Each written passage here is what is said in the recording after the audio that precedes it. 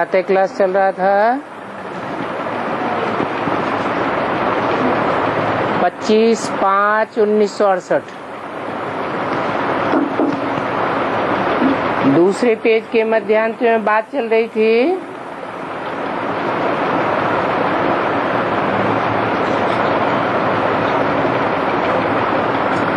कि ये हिस्ट्रियां बहुत लंबी चौड़ी हैं। जो जो नंबर माला में आवेंगे उनकी ही हिस्ट्रियां बनती हैं।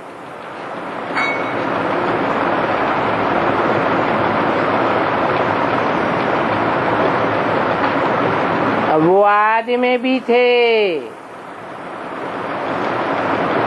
अभी तो वो गुम हो गए हैं। तो ये सब समझाना पड़े। बाकी कृष्ण के चरित्र क्या होंगे?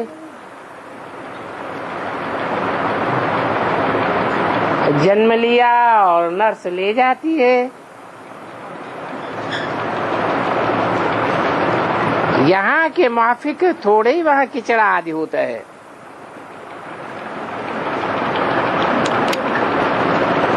आजकल तो पेट चीर करके भी बच्चा निकालने का फैशन निकल पड़ा है।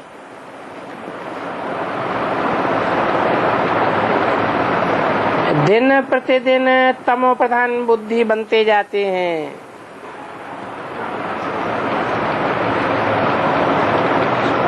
कितने छी फैशन हैं।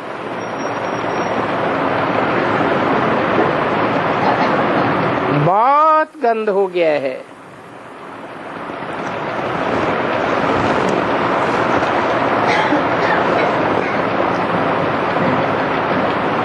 ऐसे भी होता है जो बाप अपनी बच्ची को भी स्त्री बना करके गंदा कर देते हैं।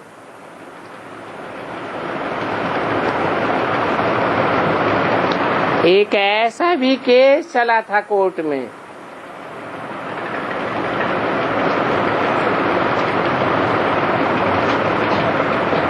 जब कोर्ट ने उनसे पूछा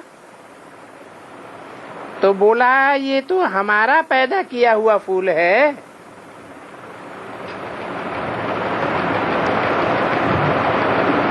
बाबा अनुभवी तो बहुत है। बाबा को अपनी हिस्ट्री भी सारी याद है।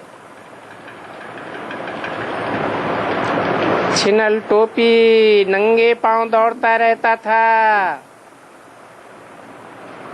मुसलमान लोग इनको बहुत प्यार करते थे।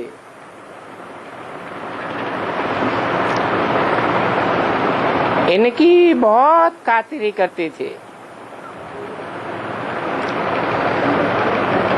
कहते थे मास्टर का बच्चा आया जैसे गुरु का बच्चा आया। इनको बाजरे का ढोढा खिलाते थे।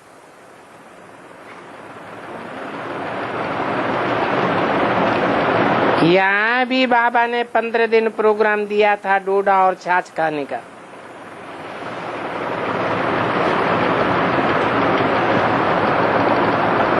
डोडा और छाछ के सिवाय और कुछ भी बनता नहीं था।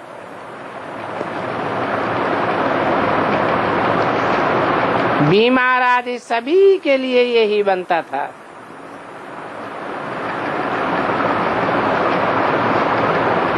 कुछ भी किसी को बीमारी आदि नहीं हुई। और ही बीमार लोग तंदुरुस्त बन गए।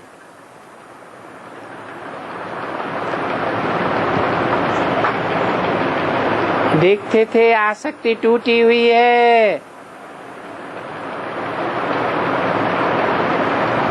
तो ऐसे नहीं होना चाहिए कि हमको ये चाहिए वो चाहिए। चाहना को तो चूहरी कहा जाता है।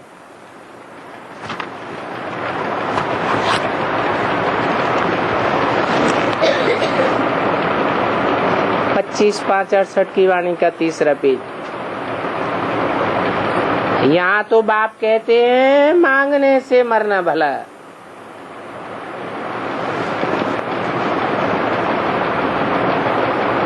बाप खुद ही जानते हैं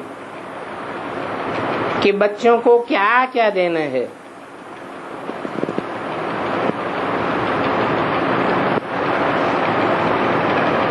जो कुछ देना होगा वो आप ही देंगे। ये भी ड्रामा बना हुआ है। बाबा ने पूछा था बाप को, जो बाप भी समझते हैं बच्चा भी समझते हैं, वो हाथ उठावे। तो सभी ने हाथ उठाई दिया। अब हाथ तो झट उठाई लेते हैं। जैसे बाबा पूछते हैं लक्ष्मी नारायण कौन बनेंगे, तो झट हाथ उठावेंगे। 21 जन्मों का वर्षा दे देते हैं। बाप जब वानप्रस्थ में जाते हैं तो फिर बच्चों का फर्ज है बाप की संभाल करना।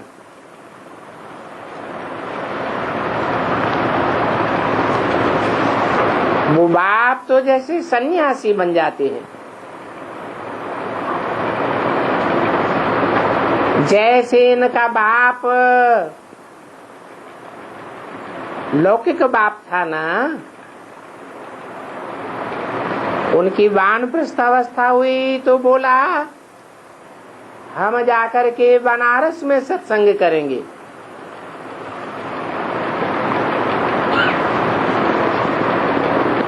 हमको वहां ले जाओ।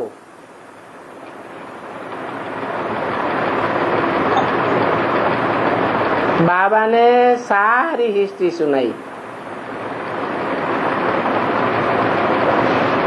तुम तो ब्राह्मण,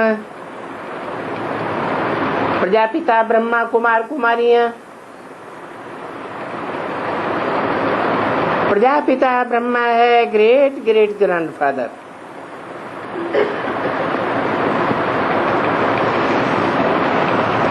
इब्राहिम बुद्ध क्राइस्ट आदि को ग्रेट फादर्स कहा जाता है। तो उन सभी ग्रेट फादर्स का ये ग्रेट ग्रेट ग्रैंडफादर है प्रजापिता ब्रह्मा।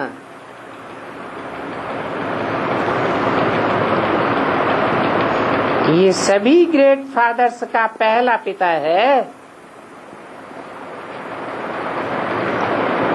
कहेंगे मनुष्य सृष्टि का पिता। उनको ज्ञान सागर नहीं कहा जाता है।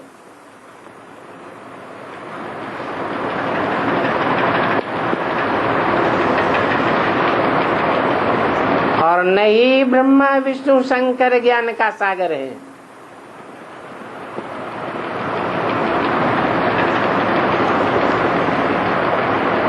ज्ञान सागर है शिव बाबा।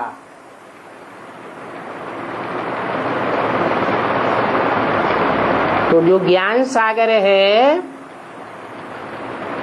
वो एक पर्सनालिटी हुई या दो पर्सनालिटी हुई?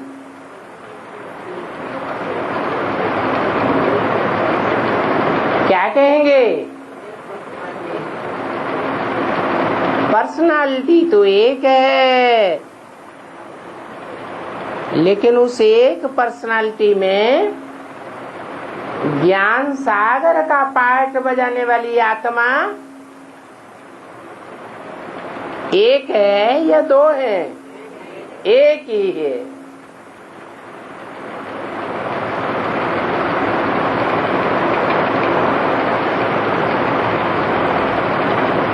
पर्सनालिटी में आत्माएं तो दो हैं, परंतु ज्ञान सागर का पाठ बजाने वाली एक ही आत्मा है, जिसको हम क्या नाम देते हैं? क्या नाम दिया? शिव बाबा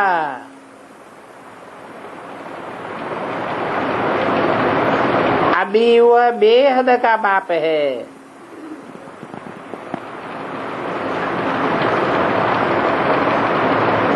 परंतु बेहद के बाप तो दो हैं, एक आत्माओं का बाप और एक सारी मनुष्य सृष्टि का बाप प्रजापिता।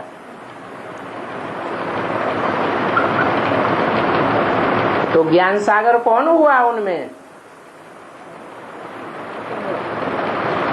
आत्माओं का बाप। उनसे वर्षा मिलना चाहिए। वो निराकार परमपिता परमात्मा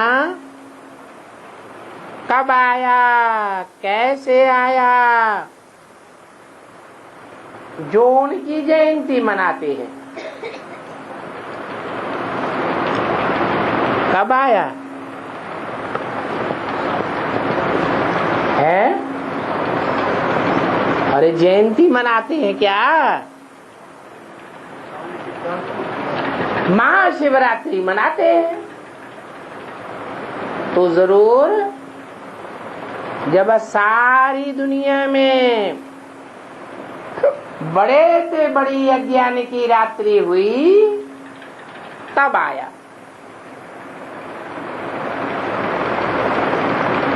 कब होती है बड़े से बड़े अज्ञान की रात्रि? सतयुग में, त्रेता में, द्वापर में या कलयुग में? कब कहें? कलयुग से भी जास्ती बड़े से बड़े अज्ञान की रात्रि संगम में होती है, जबकि घोर अंधियारा हो जाता है। ये बाहर की दुनिया तो अज्ञान अंधकार में डूबी हुई होती है, परंतु जो ब्रह्मा द्वारा ब्राह्मणों की दुनिया रची जाती है, उसमें भी घोर अज्ञान का अंधकार छा जाता है।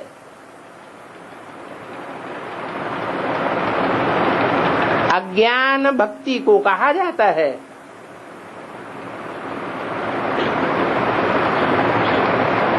ऐसे भी नहीं कि जो अधूरी पढ़ाई पढ़ने वाले ब्राह्मण हैं, उनमें अज्ञान का अंधकार छा जाता है।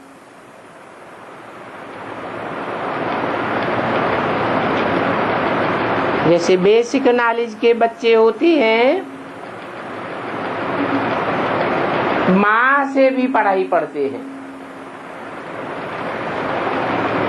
यहाँ बेसिक नॉलेज देने वाला बेहद का ब्रह्मा बाप है।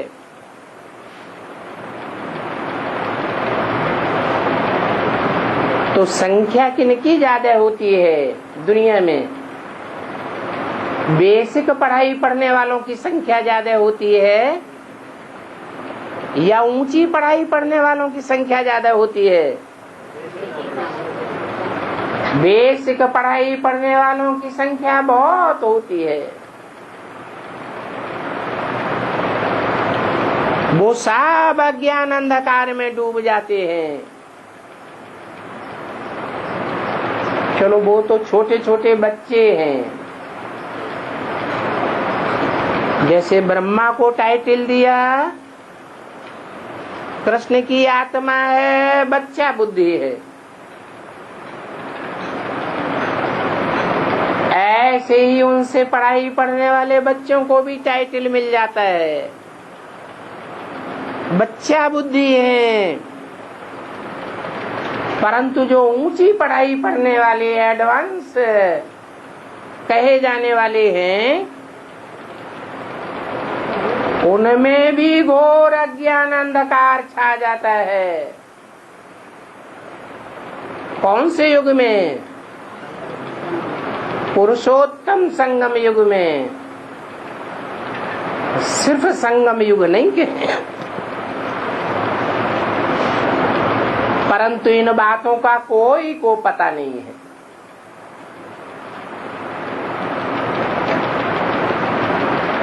बाहर की दुनिया वालों को तो पता होगा ही क्या,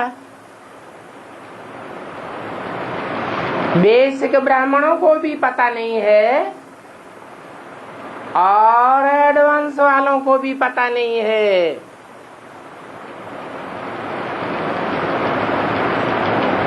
ये बातें बाप ही आकर के बताते हैं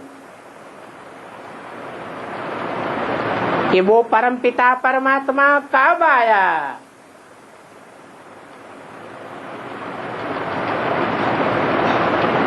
निराकार आत्माओं को सभी को अपना अपना शरीर मिलता है।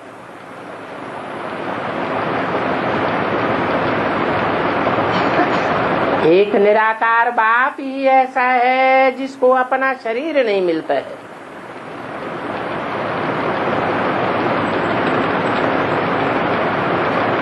इसलिए क्या फर्क पड़ता है, आत्माएं भी निराकार, शिव बाबा भी निराकार, तो जन्म लेने के बारे में क्या फर्क पड़ता है।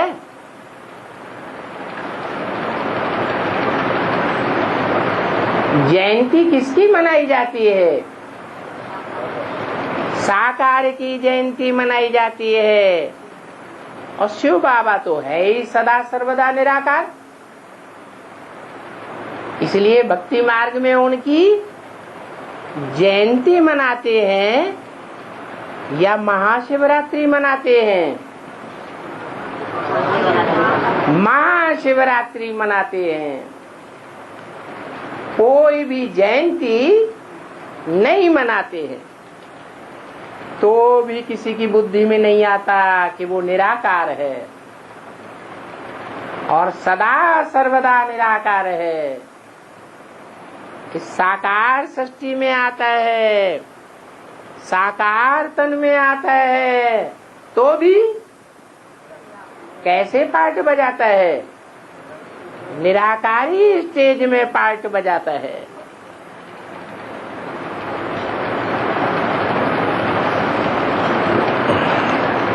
वो गर्भ में नहीं आते हैं।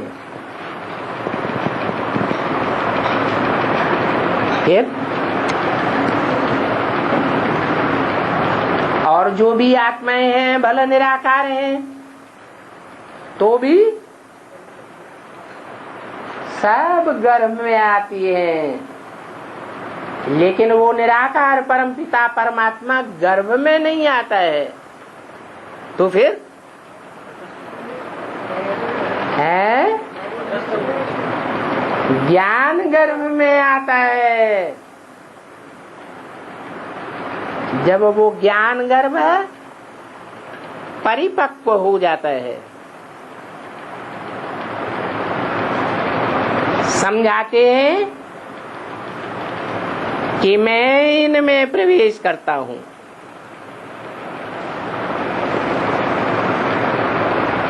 किनमें प्रवेश करता हूँ, इनमें कह के बहुवचन क्यों किया है। हाँ, राम और कृष्ण की आत्माएं जो विशेष रूप से गर्भ धारण करने वाली हैं, उनका जब ज्ञान गर्भ रूपी पेट परिपक्व स्टेज में आता है, तब संसार में प्रत्यक्षता रूपी जन्म लेता हूँ। बहुत जन्मों के अंत में, वानप्रस्थ अवस्था के अंत में, मनुष्य जब संन्यास करते हैं तो उनकी वानप्रस्थ अवस्था कही जाती है।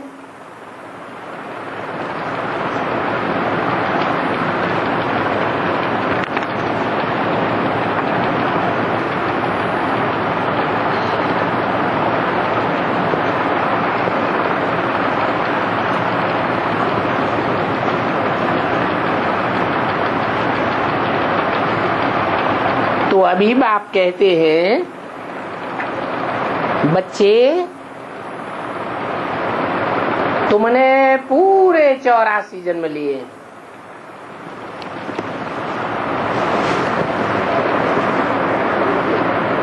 क्या?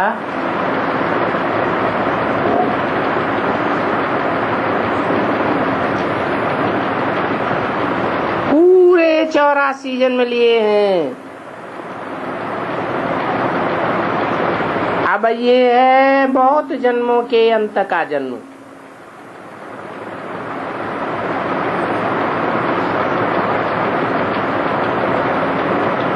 तो इसका हिसाब तो जानते हो ना।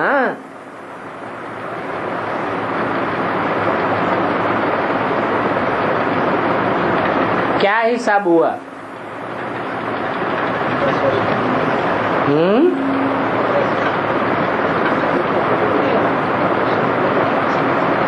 कितने वर्ष में वानप्रस्थ अवस्था होती है?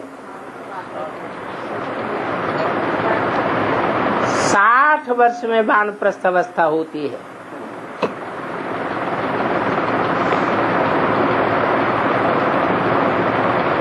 तो वो 60 वर्ष कहाँ से ऐड किए जाते हैं?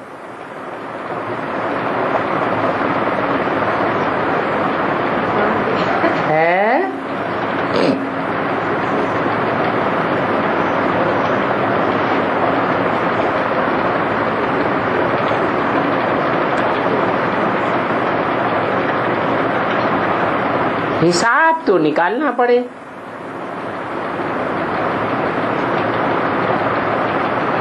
बहुत जन्मों के अंत का जन्म है ना। हिसाब जानते तो हो ना।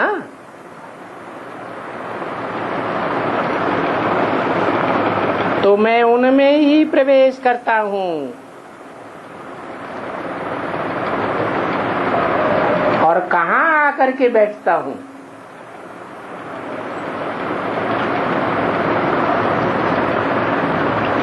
इनकी आत्मा जहाँ बैठी है उनके बाजू में आकर के बैठता हूँ।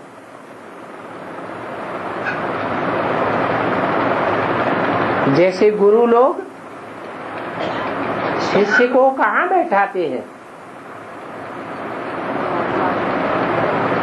गुरु लोग अपने शिष्य को बाजू में गद्दी पर बिठाते हैं ना। तो इनका स्थान भी यहाँ है और मेरा भी यहाँ है।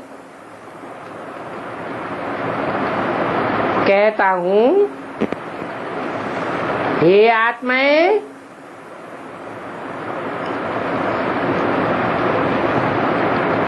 किसको याद करो?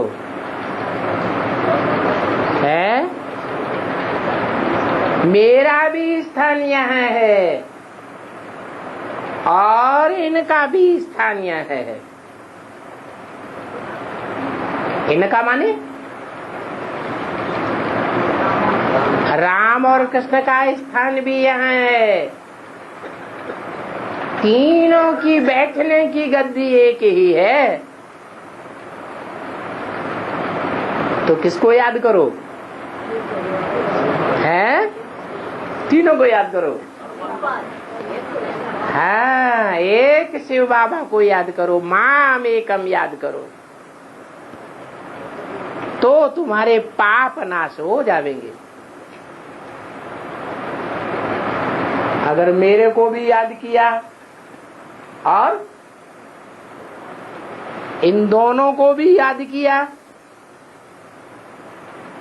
तो तुम्हारे पाप नाश होने वाले नहीं है। क्यों? क्योंकि कैसी याद हो जाएगी? बेविचारी याद हो जाएगी।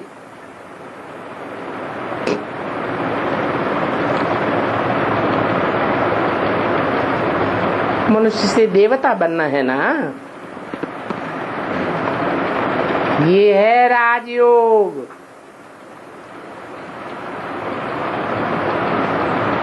भक्त भक्ति मुर्दाबाद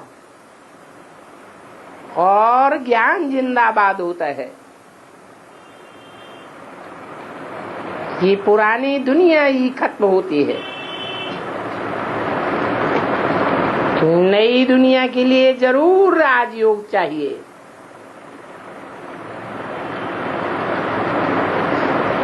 सतयुग में है आदि सनातन देवी देवता धर्म,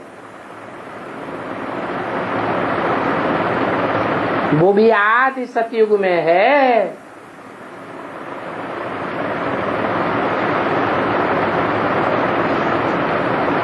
कि मध्य और अंत में भी है?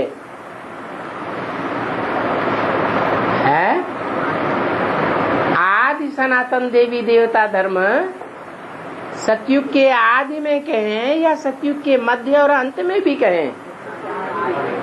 आदि में। और कलयुग अंत में क्या था?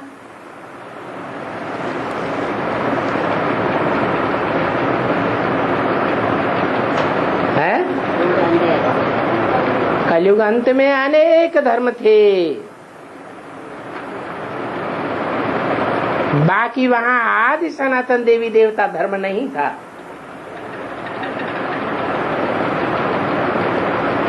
बाप कहते हैं मैं आता हूं आदि सनातन देवी देवता धर्म की स्थापना करने, जहां और कोई भी धर्म नहीं होता, कोई भी धर्म का फाउंडर भी नहीं होता, कोई भी धर्म का आधार भी वहां नहीं होता। कहां है? कौन से युग की बात की है? सतयुग आदि की बात की।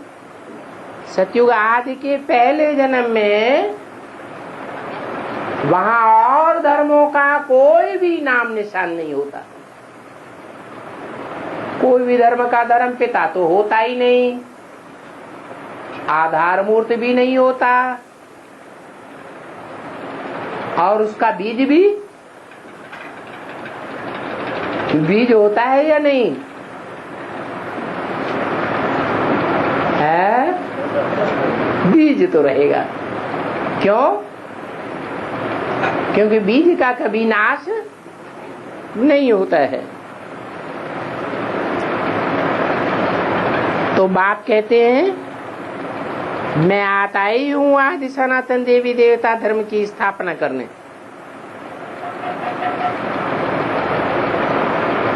फाउंडेशन लगाने के लिए आता हूं। फाउंडेशन किसको कहा जाता है? जड़ जमाने को फाउंडेशन कहा जाता है, या पत्तों, फूल और टहनियों को फाउंडेशन कहा जाता है? जड़ जमाने को ही फाउंडेशन कहा जाता है। कलयुग में ये आदि सनातन देवी देवता धर्म का फाउंडेशन भी नहीं होता। तो मैं आता हूं संगम में आदि सनातन देवी देवता धर्म का फाउंडेशन जमाने। बाप जानते हैं आधा कल्प तुमने भक्ति की है,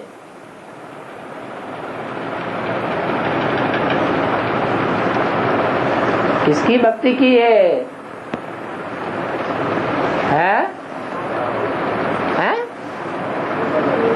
किसकी भक्ति की है?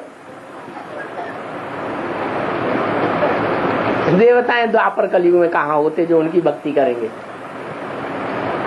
होते हैं? देवताएं तो होते ही नहीं, उनकी जड़ मूर्तियां होती है। तो उन चैतन्य लोगों की बात बताओ किनकी भक्ति की है?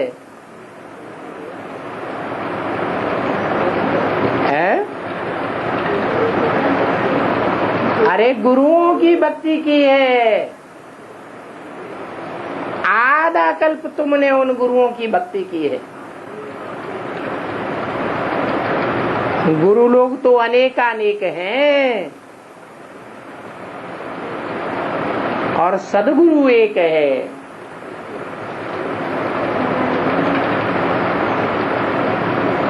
बड़े से बड़ा गुरु कौन है?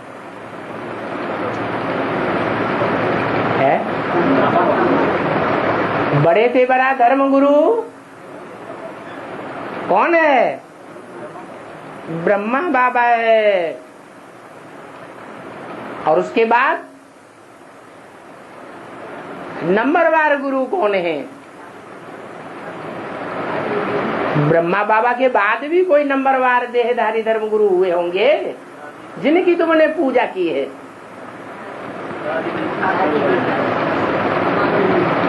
अरे वही सतयुग के साथ नारायण जो आधार मूर्त बनते हैं और धर्मों के, परंतु सदगुरु तो एक ही है। वो ही सत्य है, एक सत्य है और बाकी सब गुरु झूठे हैं, सभी झूठ। आदि सनातन देवी देवता धर्म सत्य था ना, और वो कौन से जन्म में था? है? अरे 84 जन्म हुए हैं, तो 84 जन्मों में कौन से जन्म में आदि सनातन देवी देवता धर्म था? पहले जन्म में आदि सनातन देवी देवता धर्म था और वो सत्य था। सत्य की क्या पहचान और झूठ की क्या पहचान?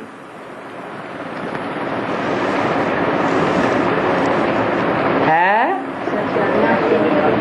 सत्य अविनाशी होता है, भले दिखाई न पड़े, और असत्य के पांव होते ही नहीं। असत्य विनाशी होता है। तो अब बताओ कि वो देवी देवता सनातन धर्म जो आदि सनातन कहा जाता है, वो कौन से जन्म में था? है? कौन से पहले जन्म में? है?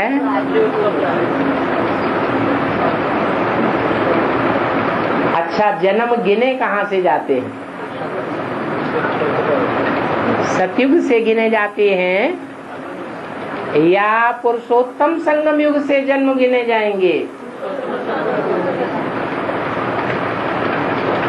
संवत एक एक कहाँ से शुरू होगा 5000 वर्षों में? पुरुषोत्तम संगम युग में। तो जरूर कहेंगे कि पुरुषोत्तम संगम युग में आदि सनातन देवी देवता धर्म था जो सतयुग के आदि तक चलता है।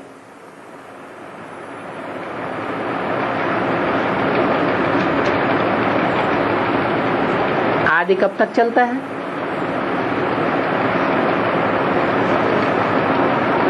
कब से उतरती कला शुरू हो जाती है? है?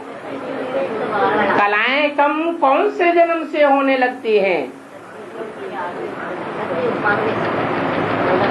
सतयुग के पहले जन्म से ही कलाएं कम होने लगती हैं।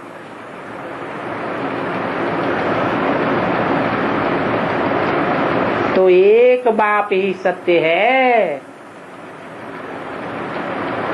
ये भी बच्चों को समझाया है। एक है रुद्रमाला,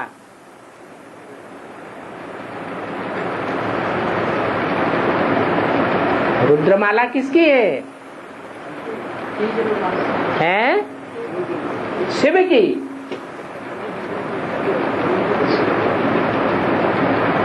शिव की रुद्रमाला कहें है या शिव बाबा की कहें? शिव तो बिंदी का नाम है, वो नाम तो कभी बदलता नहीं। और दुनिया में जितने नाम हैं वो सब साकार के नाम है।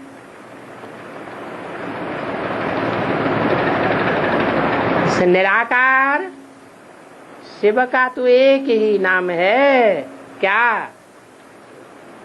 शिव। वो नाम कब बदलता है? जब शरीर बदलते हैं तो नाम भी बदल जाता है।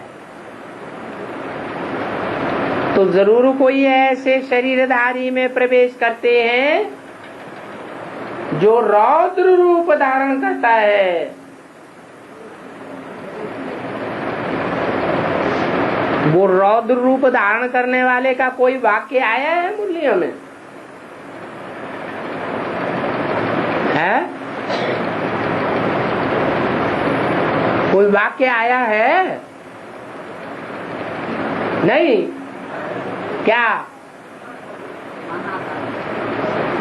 मुरलियों में बोला है बहुत तंग करेंगे तो विनाश करा दूंगा। ये किसने बोला? शिव ने बोला या रुद्र ने बोला? रुद्र में शिव है या नहीं है? तो एक है रुद्रमाला और दूसरी है रुंडमाला विष्णु की। क्या अंतर है दोनों में?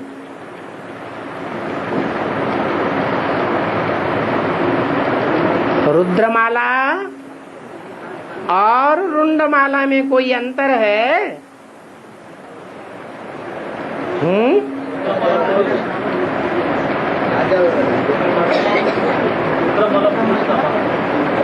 रुद्रमाला आत्माओं की माला है जो आत्मिक स्थिति धारण कर लेती है, और रुंडमाला रुंड धड़ को कहा जाता है। आत्मा सर में निवास करती है, इसलिए शंकर को मुंडमाला दिखाते हैं। उस मुंड में ही आत्मा निवास करती है, जिसका नाम रुद्रमाला पड़ता है। और विष्णु की माला को रुंडमाला कहा जाता है। तो सर अलग हो गया या जुड़ा रहा? अलग हो गया।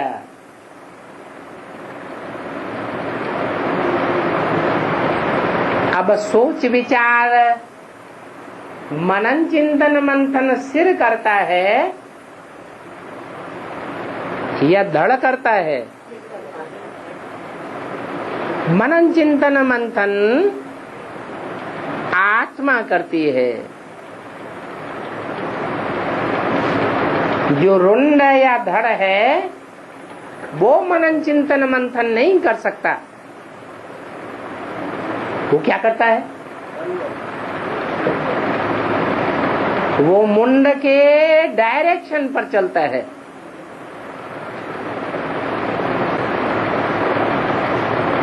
तो एक है रुद्रमाला, दूसरी है रुंडमाला।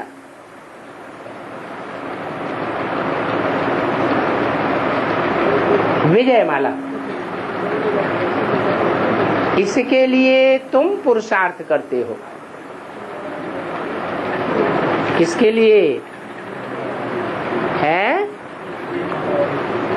इसके लिए तुम पुरुषार्थ करते हो। तुम माने कौन है? जो सन्मुख बैठने वाले हैं वो कौन सी माला के बच्चे हैं? तो रुद्रमाला। तो रुद्रमाला वाले रुंडमाला में जाने का पुरुषार्थ करते हैं। इसका मतलब है, इसका मतलब क्या हुआ?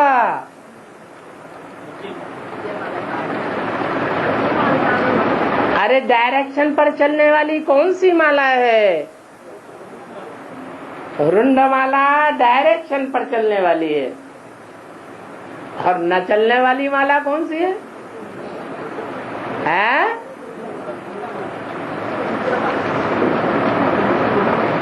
अरे दो ही तो मालाएं बताई।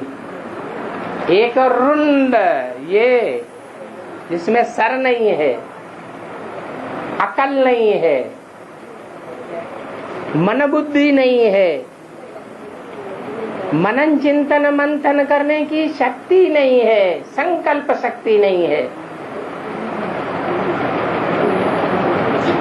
वो है रुंडमाला। और एक है रुद्रमाला। जो रुद्रमाला है वो सारी पुरुषों की माला है या स्त्री की माला है?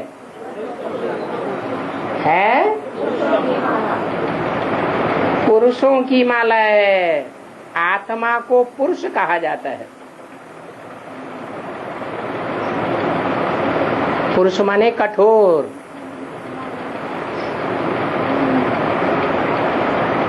तो बाप के डायरेक्शन पर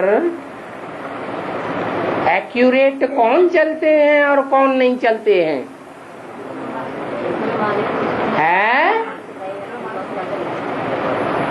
रुद्रमाला वाले एक्यूरेट चलते हैं, डायरेक्ट पर चलते हैं। रुद्रमाला वाले पुरुष हैं कि स्त्री हैं? और पुरुष सब दुर्योधन दुशासन है या नहीं है? तो कैसे चलेंगे?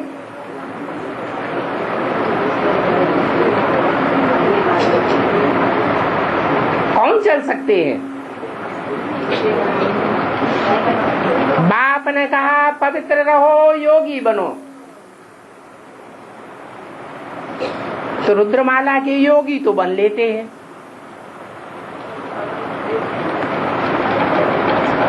क्या पवित्र भी रहते हैं? कि दुर्योधन दुशासन गिरी करते रहते हैं? मन से, वचन से, तन से, संकल्प से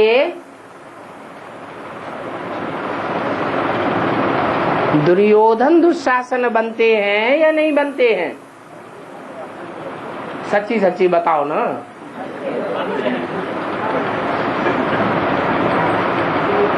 तो डायरेक्शन पर चलते हैं? नहीं चलते हैं। ये जन्म जन्मांतर के राजाएं हैं। ये राजाएं खास भारतवासी राजाएं पवित्र रहते हैं या अपवित्र होते हैं? जन्म जन्मांतर के अपवित्र हैं। तो बताया कि तुम विष्णुमाला के मण के, रुंडमाला के मण के, अर्थात विजयमाला के मण के बनने का पुरुषार्थ करते हो। काहे का पुरुषार्थ करते हो? विकारों पर विजयी पाने का विरसा पुरुषार्थ करते हो। इसके लिए तुम पुरुषार्थ कर रहे हो। इसके लिए विष्णुमाला में जाने के लिए। इसके लिए क्या करो? बाप को याद करो तो माला के दाने बनेंगे। जिस माला को भक्ति मार्ग में तुम सिमरते हो, परंतु जानते नहीं हो कि ये किसकी माला है।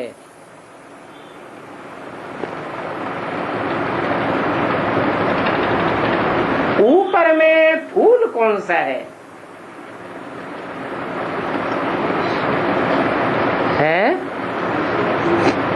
कौन सी माला में?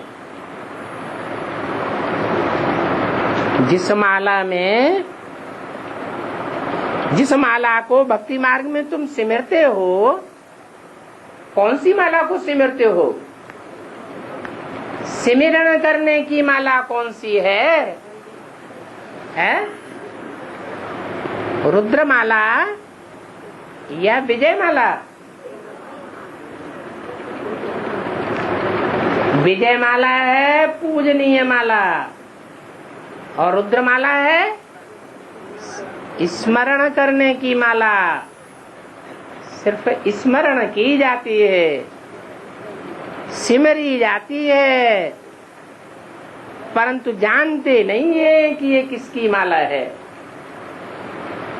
जिनका हमने सिमरन किया है,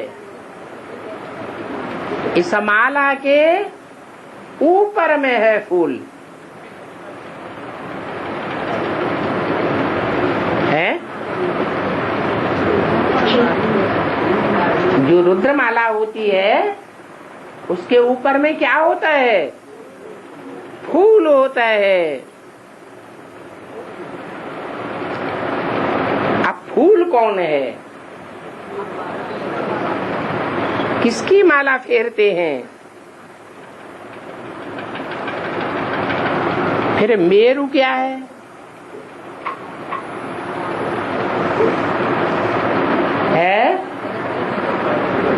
मेरू क्या है और दाने कौन कौन हैं? बेचारे भक्ति मार्ग वाले भक्त समझते तो कुछ भी नहीं है। ऐसे ही राम राम कह के माला फेरते रहते हैं।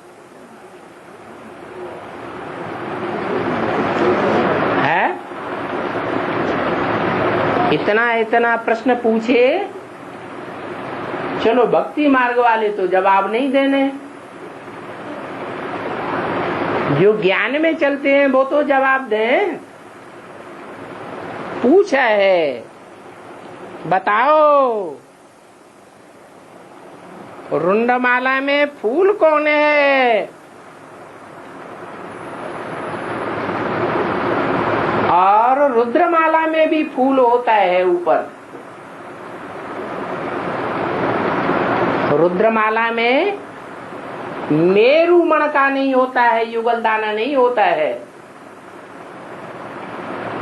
और रुंडमाला में, विष्णु की माला में मेरू मणका भी होता है। तो बताओ ये मेरू कौन है और फूल कौन है और ये दाने कौन कौन हैं? जो हर दाने को हाथ में लेकर के क्या बोलते रहते हैं? राम राम राम राम राम राम। हर दाने में राम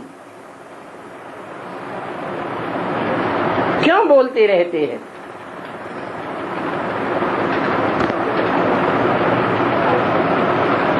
विचार करो, किसकी माला फेरते हैं?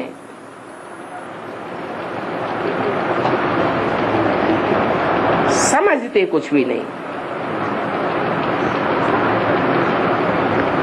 राम राम कहने से ही समझते हैं ये सभी मन के राम ही राम हैं। तो क्या सभी मन के राम ही राम हैं?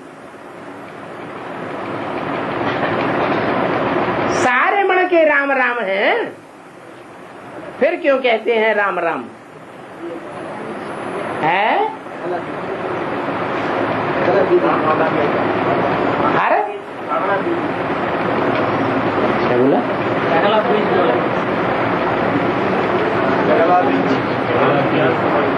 हाँ, क्योंकि हर मणके में उसे एक की याद अंत में समा जाती है।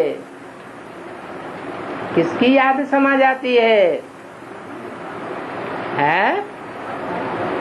राम की याद समा जाती है। निराकार को तो सारी दुनिया याद करेगी या नहीं करेगी? करेगी। जो निराकार को सिर्फ याद करेंगे वो विधर्मी बन जाएंगे। तो सारी दुनिया निराकार को याद नहीं करेगी। सारी दुनिया तो उस विश्व पिता को ही याद करेगी। इसलिए जब माला घुमाते हैं तो हर मणके के साथ मुख से क्या बोलते हैं? राम राम बोलते हैं। राम राम कहने से ही समझते हैं सभी राम ही राम हैं। अब तो तुम समझ गए हो कि सर्वव्यापी की बात का अंधियारा इससे ही निकला है। किससे है? कि जब दुनिया का विनाश होगा तो सारी दुनिया के मुख से नहीं, लेकिन मन बुद्धि में कौन समाया हुआ होगा? राम ही राम समाया हुआ होगा। ऐसे नहीं, शिव बाबा समाया हुआ होगा। कौन समाया हुआ होगा? राम ही राम समाया हुआ होगा। ये क्यों नहीं कहे कि शिव बाबा समाया हुआ होगा? है? क्योंकि साकार में निराकार को याद तुम ही करते हो नंबरवार। सारी दुनिया तो साकार में निराकार को याद नहीं करेगी। कोई माला का अर्थ नहीं जानते हैं। माला का अर्थ क्या है?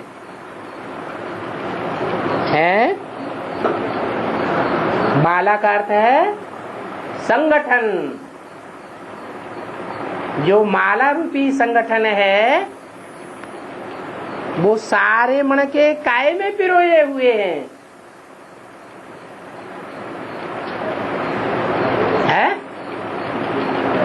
क्या फेविकोल से चिपकाए गए हैं? काय में पिरोए हुए हैं।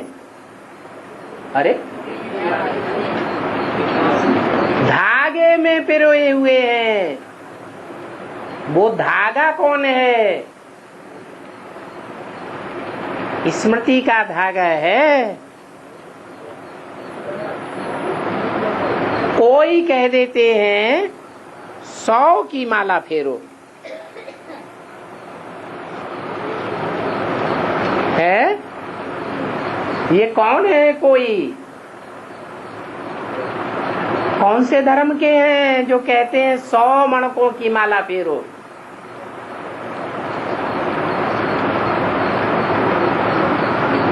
वो 108 को नहीं मानते, 100 को ही मानते हैं। आस्त देवों को नहीं मानते हैं। कौन है वो? है इस्लाम धर्म के बाबा तो अनुभवी है ना।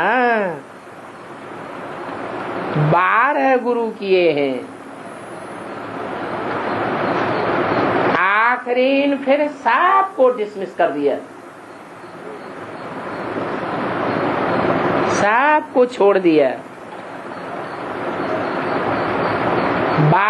है गुरु का अनुभव लिया। ऐसे भी बहुत होते हैं, अपना गुरु होते हुए भी फिर औरों के पास जाते रहते हैं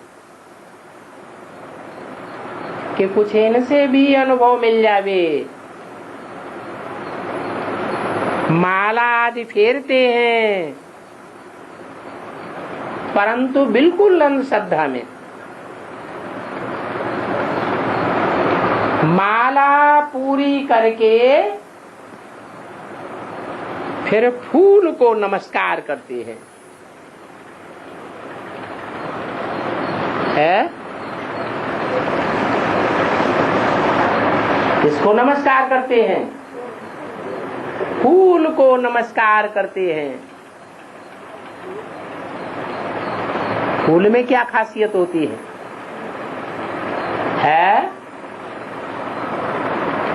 अरे फूल तो अनेक प्रकार के होते हैं, फूल सब हल्के होते हैं, लेकिन नंबरवार हल्के होते हैं। जिस फूल को नमस्कार करते हैं वो कौन सा फूल होता होगा? है वो कौन सी आत्मा का गायन है? अरे है शिव का गायन है। शिव फूल बनता है, फिर कांटा भी बनता होगा। शिव फूल बनता है, फूलों का राजा बनता है, बनता है। शिव तो न फूल बनता है न कांटा बनता है। तो कौन से फूल की बात हो रही है? जो दुनिया का बड़े से बड़ा फूल किंग फ्लावर कहा जाता है, कमल का फूल बहुत बड़ा परिवार का होता है। ऐसे फूल को नमस्कार करते हैं। तो अब तुम जान गए हो कि शिव बाबा फूल है,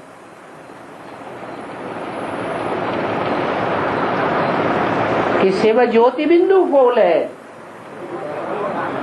शिव बाबा फूल है। बाबा साकार और निराकार के मेल को कहा जाता है। माला का दाना तुम अनन्य बच्चे बनते हो। क्या अनन्य माने? तुम्हारे जैसे कोई और नहीं है। तो तुम्हारा फिर सिमरन चलता है, सब तुमको स्मरण करते हैं। क्या कहा है? तुम्हारा फिर स्मरण करते हैं, तो तुम्हारा सिमरन चलता है। इनको कुछ भी पता नहीं है। किनको? इनको कुछ भी पता नहीं है। वो तो कोई राम राम कहते, कोई कृष्ण को कहते, अर्थ कुछ नहीं जानते। कह देते हैं श्री कृष्ण अर्पणम, श्री कृष्ण शरणम। अभी वो तो सतयुग का प्रिंस था ना, उनकी शरण कैसे लेंगे? शरण तो ली जाती है बाप की। कहते हैं ना, शरण पड़ी मैं तेरे, तुम ही पूजी फिर पुजारी बनते हो। 84 जन्म लेकर के फिर पतित बनते हो।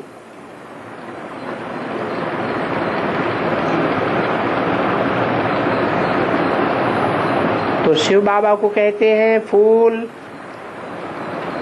हे फूल हमको भी आप समान फूल बनाओ।